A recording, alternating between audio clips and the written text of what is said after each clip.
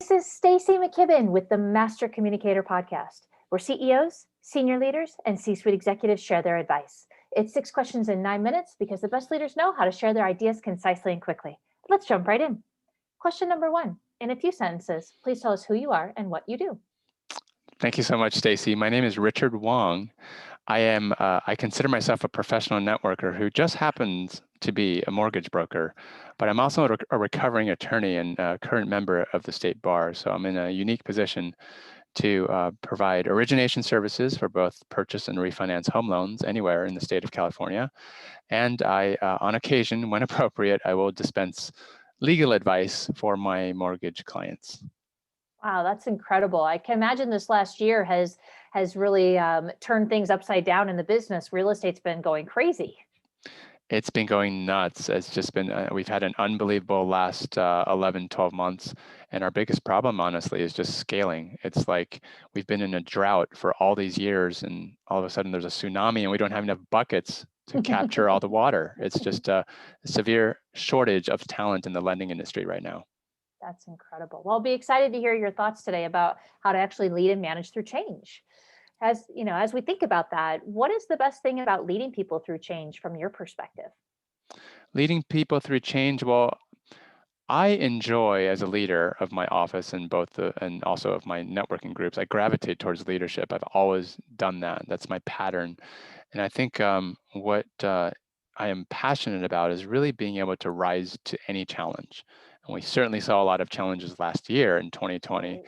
because you need to be able to have the right mindset to adapt and to pivot to the changing environment. I mean, we have market changes, market forces that we can't control. We have health pandemics that are out of control. We have political and systemic, social economic inequality issues that we're all dealing with. And you just have to have the right kind of mindset to stay calm and to be able to find solutions in a time where it's easy to be frenzied and to lose sight of what the bigger picture is. Yeah, it'd be really easy to let yourself go off that cliff rather than, kind of figure out how do I get myself grounded and back to center. Absolutely. So, what piece of advice would you give to other leaders then about implementing change? So definitely don't go alone. Don't think you know all the answers because surprise, surprise, you do not. So a very important characteristic to have is the ability to listen and to listen carefully to those around you and to those who are there to support and to help you. Along with that comes a lot of creativity. You need to think of solutions, again, using last year as an example, in a situation that nobody has ever seen before. We needed to come up with solutions that have never been formed before. And when you do, there's a lot of situations where timeliness is of concern. And so you have to be very decisive at the same time. So I would say listening, being creative, and then ultimately being decisive with the choices that you make, and living with the results. You make your bed, now you lie in it. At least that's what mom used to say. Absolutely. So I hear from other leaders that keeping teams engaged remotely has been a challenge, right? That they haven't had the benefit of the walk by leadership or catching people at the water cooler. I'm curious if you've been experiencing some of that. And if so, what have been some of your strategies or tips for overcoming that or getting your teams engaged remotely? Yeah, I think so. We've always had the option to meet and to hire and to work collaboratively on things like Zoom and virtually, but people weren't forced to do it until last year, of course. And I think initially, for at least the first, 1 or 2 months, after people realized that, we're going to be in this quandary for quite some time, people Yeah. got used to the fact that this is the normal way to conduct business now. And of course, we went through kind of a roller coaster hiring period last year where we really needed to look for characteristics about uh, candidates that they could be independent in a virtual situation. And we have hired and we do have employees, who are out of state right now and who work with us very well. but it's just another piece of the hiring process now where we need to do our due diligence to make sure that this is the right type of character who can be on their own and not be micromanaged. We don't like micromanaging anyway, Yeah. but things like when you take a new employee through a training program, you have to be very cognizant of how independent they can be.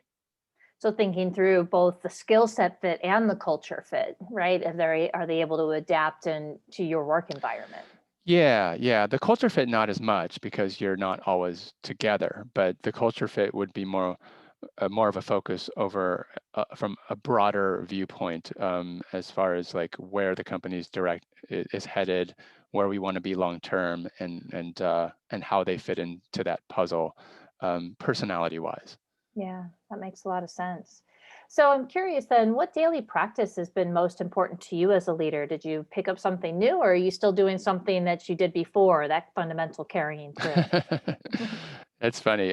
There's so many, and during our some of my networking meetings, we have a health and wellness part of it now that has nothing to do with referrals or passing commerce, where we just get up and get out of your seat, get your eyeballs off of the screen, and just do some stretching and some quiet period with your eyes closed. I love to meditate. I love to exercise. Any kind of like solitude is just great for creativity. So it's kind of like the diametrical opposite of focusing on something and then unfocusing.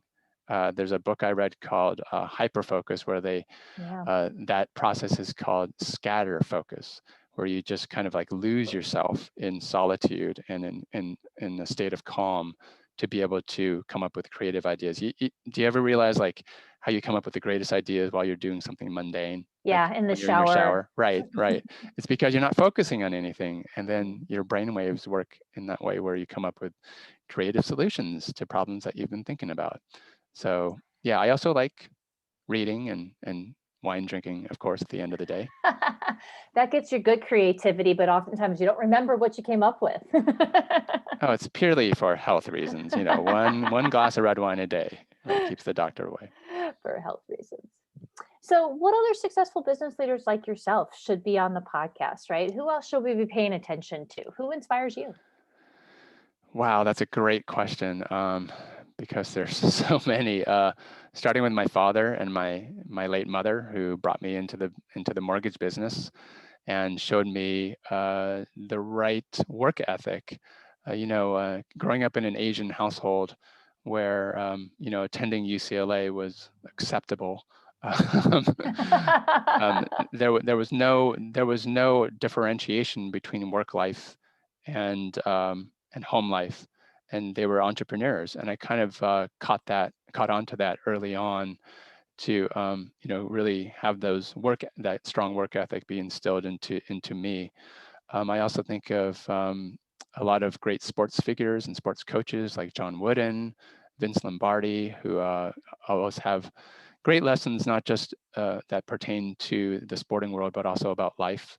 I just love it when people are at the top of their game and still continually try to find ways to improve and to constantly get better. Mm. I'm just so passionate about that because it's just so inspiring to see those who are at the top of the mountain just happen to be the ones who work the hardest as well. And it's you get to see how special those people are when you hear about their stories.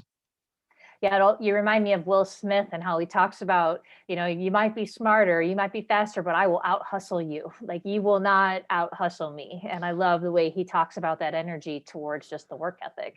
Yeah, yeah. I mean, there's talent, right? There's God-given talent. There's experience in education, but it's really, really hard to replace grit Yeah. and passion and desire. Oh, I love that. Well, Richard, it's been so great to have you on the show. I really appreciate you coming. I'm curious if somebody wanted to reach out and introduce themselves, how might they find you?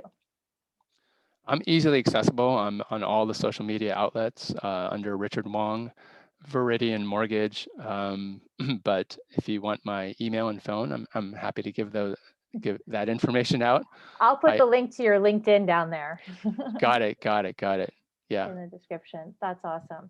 Well, Well, I do hope you come back and join us on a future session. We always do new questions, and it would be great to have you back on the show. Sure, I'd love Um, to. This is great.